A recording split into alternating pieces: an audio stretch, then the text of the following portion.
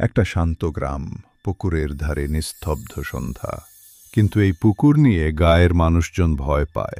আরিফ আর মিতু দুই বন্ধু কৌতূহল সামলাতে না পেরে এলো এই অভিশপ্ত পুকুরের ধারে। পুকুরের জল হঠাৎই অস্বাভাবিকভাবে নড়ে উঠল।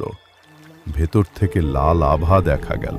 পুকুরের জলের ভেতর থেকে ধীরে ধীরে ভেসে উঠল এক ভৌতিক হাত। মিতু ভয়ে চিৎকার করে উঠল। আরিফ তার হাত ধরে পিছিয়ে গেল। পুকুরের ভেতর থেকে উঠে এলো এক নারী প্রেতাত্মা। লম্বা ভেজা চুল, ফাঁকা চোখে জ্বলজ্বলে আলো। হাওয়া জোরে বইতে লাগল, গাছ কেঁপে উঠল, আর ভূতটা পুকুরের জলের উপর দিয়ে হাঁটতে লাগল। আরিফ তাড়াতাড়ি গলায় ঝোলা একটি লকেট বের করে উঁচিয়ে ধরল। প্রেতাত্মা চিৎকার করে উঠল। চারপাশের জল উত্তাল হয়ে উঠল। লকেটটা ঝলমল করে উঠল। সোনালি আলো ছড়িয়ে প্রেতাত্মাকে আঘাত করল। ভূতটা যন্ত্রণায় চিৎকার করতে করতে কুয়াশার মতো মিলিয়ে যেতে লাগল। পুকুর আবার শান্ত হল। চাঁদের আলো পড়ল জলের উপর। দুই বন্ধু হাঁপাতে হাঁপাতে দাঁড়িয়ে রইল। আবারও জোনাকি উড়ল। পুকুরের ধারে ফিরে এলো স্বাভাবিকতা। শেষ হলো অভিশপ্ত রাত। দুই বন্ধু গাছের নিচে বসে ফিসফিস করে কথা বলছে। ভয় এখনো কাটেনি। হঠাৎ গ্রামের এক বয়স্ক লোক লাঠি হাতে ওদের দিকে এগিয়ে এলো। সে ধমক দিয়ে বলল, এই পুকুর থেকে দূরে থাকো, নইলে বিপদ হবে। আরিফ আর মিতু অবাক হয়ে একে অপরের দিকে তাকালো। লোকটা বলতে লাগলো, বহু বছর আগে এখানে এক নারীকে হত্যা করে ফেলা হয়েছিল।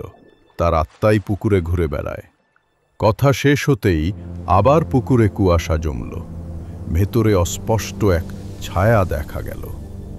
আরিফ এবার দৃঢ় হয়ে লকেটটা শক্ত করে ধরে রাখল।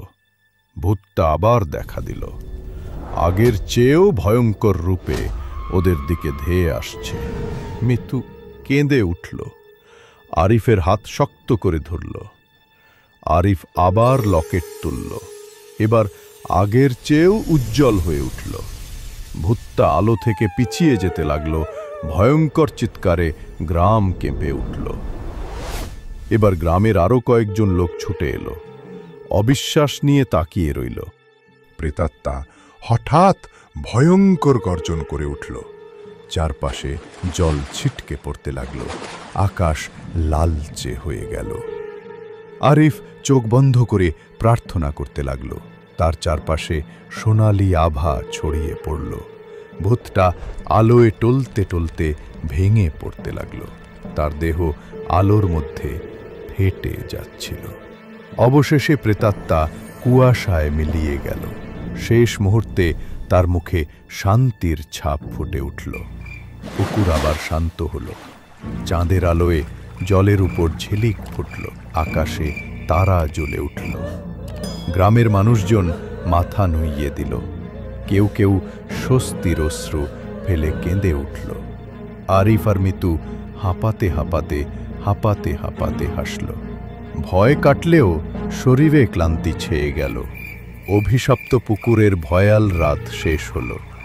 কিন্তু গ্রামের মানুষ আজীবন এই রাতের গল্প মনে রাখবে। ভিডিওটা যদি ভালো লেগে থাকে তাহলে অবশ্যই লাইক আর শেয়ার করুন। আর হ্যাঁ, আমাদের রাত 2টা চ্যানেলটি সাবস্ক্রাইব করতে ভুলবেন না। আপনাদের ভালোবাসাই আমাদের শক্তি। আরও নতুন নতুন ভৌতিক গল্প পেতে চাইলে এখনই সাবস্ক্রাইব করুন।